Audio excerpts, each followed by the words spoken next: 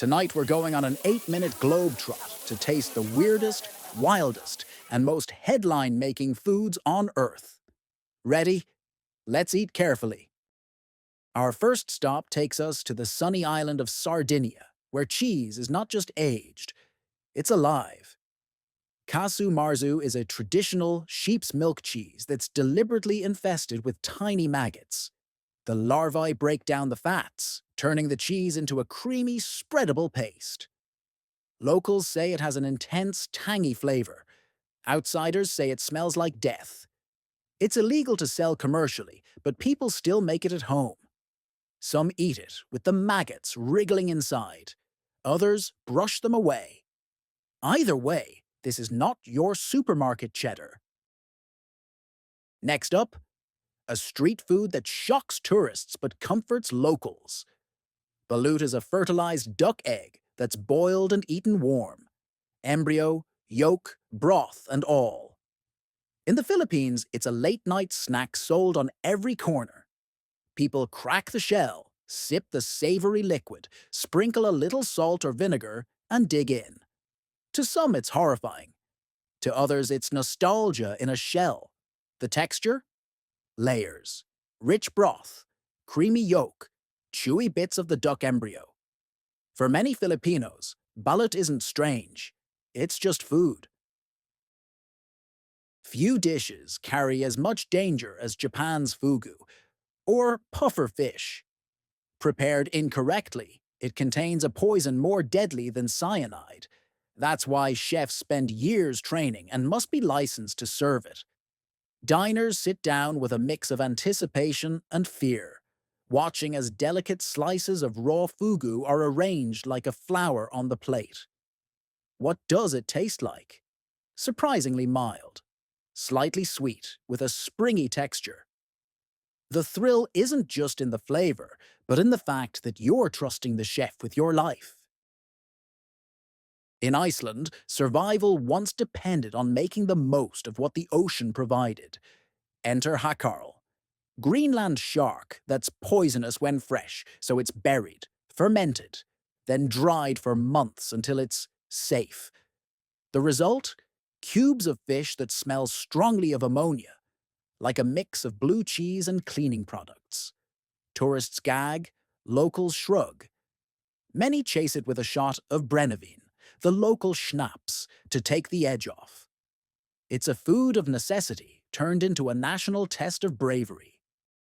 From Iceland, we hop to Sweden, where cans of Surströmming, fermented Baltic herring, are opened outdoors for one simple reason: the smell.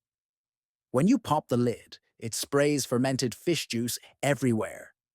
Airlines have even banned carrying it on planes. Traditionally, Swedes eat it with thin bread, potatoes, onions, and butter to soften the taste. Fans call it tangy and complex. Critics call it a biohazard.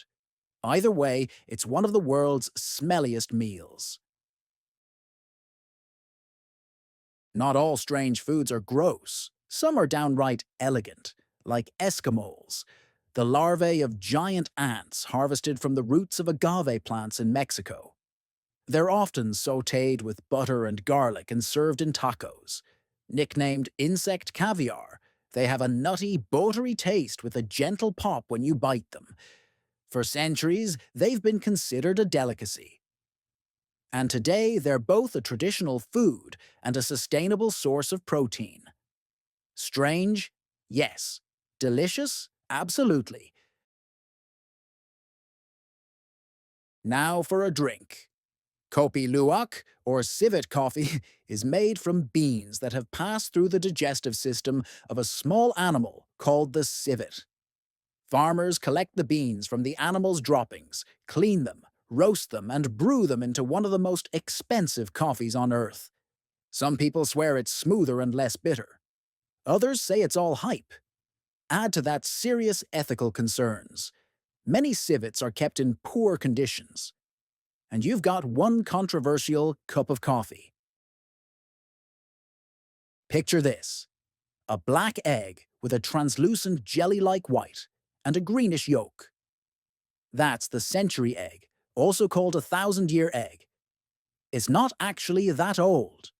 It's preserved for weeks or months in a mixture of clay, ash, and lime. The process transforms the egg into something with a pungent aroma and a bold, savory taste. In China, it's enjoyed with congee or sliced as an appetizer. To outsiders, it looks like science fiction, but to millions, it's comfort food. At number 2, a dish that moves. Literally. Sannakji is live octopus, chopped into pieces and served immediately, the tentacles still wriggling on the plate. Diners dip the pieces in sesame oil and chew carefully because the suction cups can cling to your mouth or throat. The taste is fresh, salty, and chewy. But the real thrill is in the movement. Eating Sannakji is as much an adrenaline rush as a meal. Our strangest food of all, fried tarantulas. In Cambodia, these spiders became popular during times of famine, and over the years, they turned into a street food delicacy. Vendors deep fry them until crispy, season them with garlic, salt, and sugar, and sell them by the handful. The legs are crunchy, the abdomen is soft and gooey, and the taste is often compared to crab. For adventurous eaters, it's the ultimate dare food. For locals, it's just another snack.